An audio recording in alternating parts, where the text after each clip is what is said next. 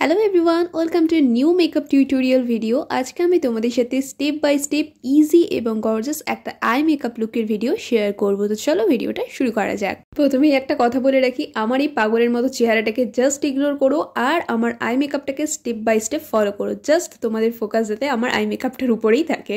আমি যখন ভিডিওটা শুট করছিলাম তখন অন ক্যামেরায় ভয়েস দিয়েছিলাম, ওই জন্য তোমরা হয়তো লক্ষ্য করবে আমি গোটা ভিডিওতে নিজের মতো করে বকবক করে চলেছি।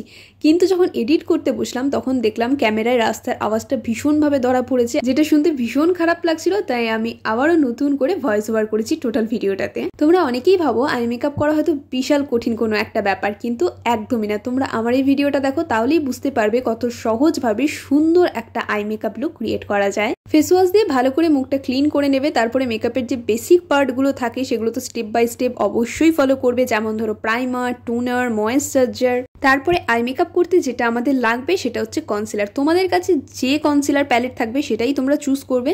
আমি তো দেখতেই পেলে কনসিলার প্যালেট থেকে কনসিলারটা নিয়ে ভালো করে চোখের উপরে অ্যাপ্লাই করে নিয়েছি। আর একটা লাগবে হচ্ছে কনসিলার অ্যাপ্লাই করার জন্য মেকআপ ব্রাশ, যেটা আমাদের প্রত্যেকের বাড়িতেই কম বেশি থাকে। চোখের পাতায় কনসিলারটা অ্যাপ্লাই করার পর তোমাদেরকে কিন্তু ভালো করে সেটা ব্লেন্ড করতে হবে, কারণ মেকআপ যত ভালো ব্লেন্ড করবে সেটা দেখতে তত বেশি সুন্দর হবে। আমি এখানে হাতের আঙ্গুলের সাহায্যে চোখের উপরে কনসিলারটাকে ভালো মতো ব্লেন্ড করে নিচ্ছি, কারণ আমার হাত দিয়ে ব্লেন্ড করতে বেশি সুবিধে হয়। তোমরা চাইলে এখানে বিউটি ব্লেন্ডারও ব্যবহার করতে পারো।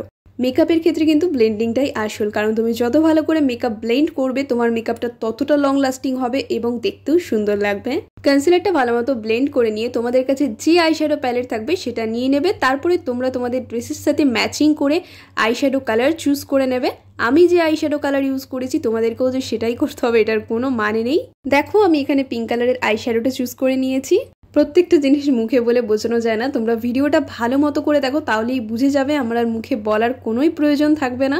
আমি যেভাবে আইশ্যাডোটা অ্যাপ্লাই করছি তোমরাও ঠিক সেভাবেই উপরের পোর্শনে হালকা হালকা করে আইশ্যাডোটা দেবে, বেশি ডিপ করবে না, কারণ আমরা আরেকটা কালার দিয়ে কিন্তু স্মাচ করব সেহেতু বেশি ডিপ করার কোনো প্রয়োজন নেই।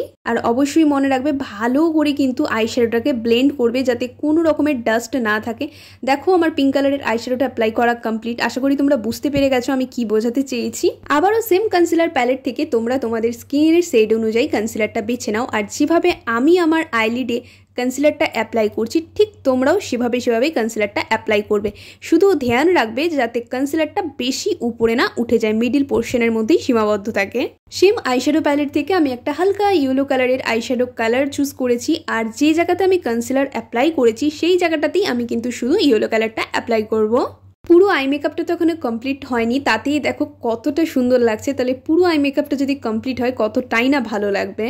এবার দেখো আমি একটা ইয়েলো কালারের গ্লিটার আইশ্যাডো চুজ করেছি, যেটা আমি যে জায়গায় হলুদ কালারের আইশ্যাডোটা দিয়েছি সেই অতটুকু জায়গাতেই অ্যাপ্লাই করব। এটা কিন্তু স্মাচ করার কোনো প্রয়োজন নেই, তোমরা চাইলে হাত দিয়েও ড্যাব ড্যাব করতে পারো, কিন্তু আমি দেখো তুলির সাহায্যে হালকা হালকা করে ড্যাব ড্যাব করে দিচ্ছি চোখের ওপরে। পুরো আই মেকআপটাকে কমপ্লিট করার জন্য আইলাইনার, কাজল তো পড়বেই, তাছাড়া তোমরা চাইলে আইল্যাশ অ্যাপ্লাই করতে পারো, দেখতে আরও বেশি সুন্দর লাগবে।